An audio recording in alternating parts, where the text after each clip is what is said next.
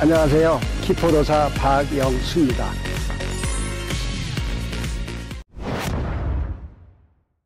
그 다음에 일자입니다. 이런 경우는 골키퍼가 전혀 볼을 못 봅니다.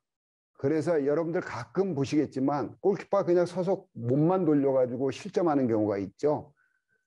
이런 경우도 많이 생기거든요.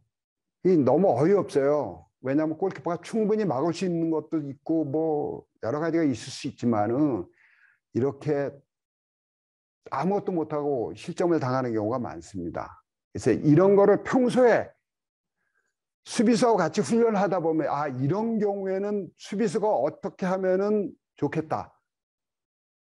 협력 수비의 가장 기본적인 원칙은 뭐냐면은 골문이 7m 32 넓이가 이렇게 됩니다.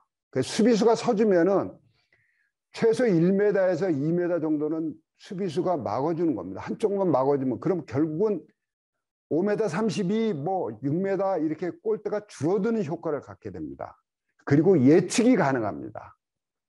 근데 이런 부분을 훈련을 하지 않다 보니까 수비수가 어떻게 서야 되는지 또 골키퍼는 이런 상황에서 어떻게 움직여야 되는지 이런 부분이 정확하게 인지가 안 되다 보니까 쉽게 실점하는 경우가 생기거든요. 그래서 이런 걸 방지하기 위해서 꼭 일주일에 한 번 정도는 이런 부분 훈련을 좀 해주셨으면 합니다. 샤키리 좀 밀어주고 샤키리가 대각선 움직임 보이면서 중앙으로 들어옵니다. 약간 밀려놓고 올려놓고 아주 공격적으로 나온 것이 빠른 시간에 골이 나왔어요. 지금 이런 상황에서 골키퍼가 볼을 못 봐요. 그걸 어떻게 알 수 있냐면 골키퍼가 세이빙 자체도 못합니다. 결국은 따라는 갔지만 늦게 따라갔지만 이런 경우에 뭔가 해보지도 못하고 실점하는 정말 억울하잖아요. 골키퍼 입장에서는 정말 억울하고요.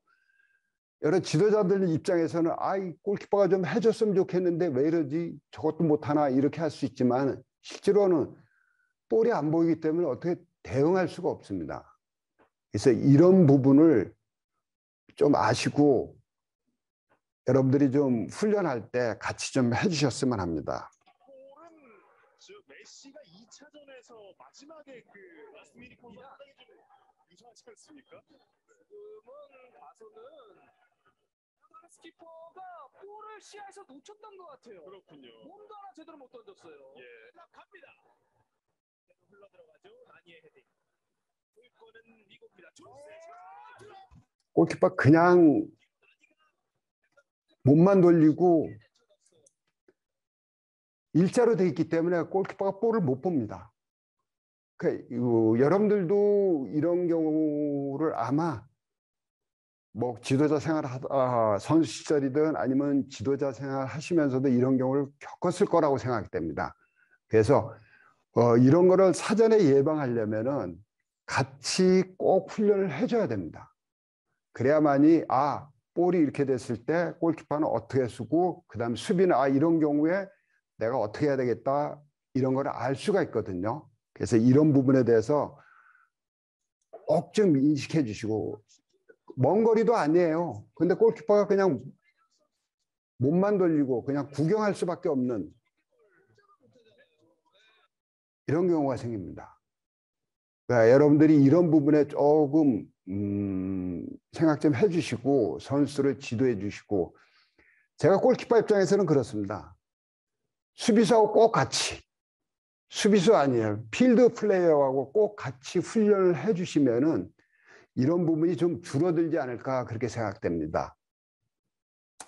사실 우리도 이런 경우가 있거든요. 대표팀 경기에서 그렇고 올림픽팀 경기에서도 그렇고요. 지금 우리가 아시안컵 경기 카타르하고 8강에서 나온 장면입니다. 한번 보시죠.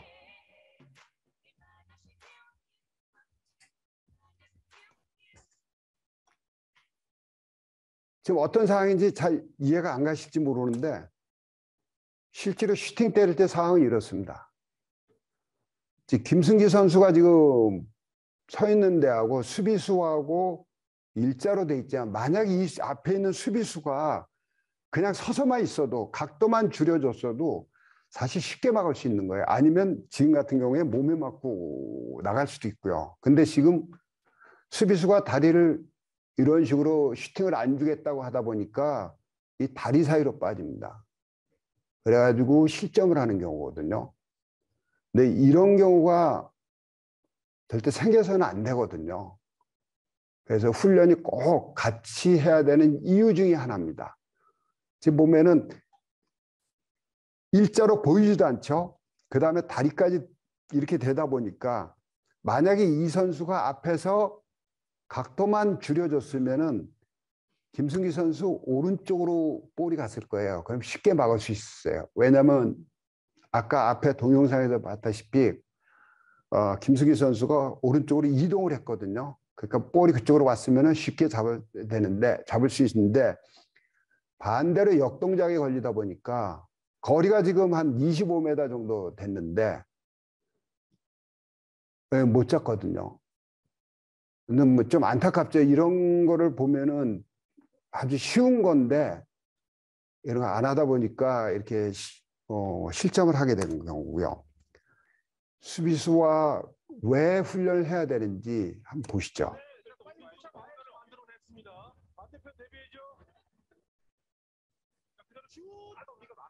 미드필드에 있는 선수들이 빠르게 백업을 들어오질 못하게 되면서 우리 수비가 시선이 분산이 됐고요.